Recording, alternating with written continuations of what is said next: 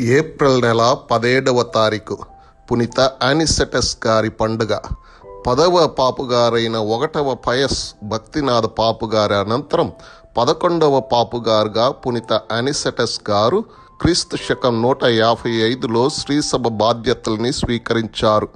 వారు సిరియా దేశంలోని ఎమెసా ప్రాంతంలో వసించిన వారు పోపుగారుగా ఉన్న రోజుల్లో రోమను సామ్రాజ్యాన్ని మార్కస్ ఔరేలియస్ చక్రవర్తి పాలిస్తున్నట్లు యుసేబియస్ గారి రచనలు వెల్లడిస్తున్నాయి.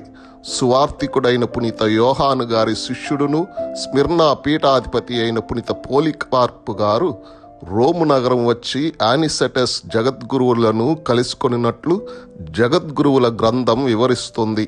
వీరు పాస్కా ఉత్సవ తేదీని నిర్ణయించేందుకు వచ్చినట్లు పరిశుద్ధ పాపుగారితో జరిగిన సంభాషణ స్నేహపూర్వకంగానే ముగిసినట్లు తెలుస్తుంది. కానీ పాస్కా పండుగ తేదీ విషయము ఖరారు కాలేదని చరిత్రకారులు తెలుపుతున్నారు. గురువులు పొడవటి శిరోజాలు పెంచుకోవడాన్ని పునీత ఆనిసెటస్ గారు నిషేధించారు. వారు క్రీస్తు శకం 166లో వేదసాక్షి మృత్యువును పొందినట్లు జగద్గురువుల గ్రంథం వివరించింది. ఆ రోజుల్లో పాస్కా ఉత్సవాన్ని పాశ్చాత్య శ్రీసభ, రోమన్ శ్రీసభ వేర్వేరు తేదీల్లో నిర్వహించారని తెలుస్తుంది. బంగారు మాట: మేము విషాదాత్ములమైనను సదా సంతోషించుచున్నాము.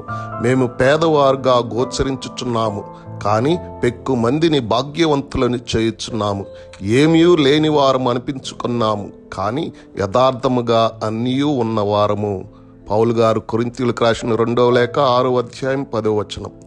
పునీత ఆనిసెటస్ గారా, మా కొరకు ప్రార్థించండి.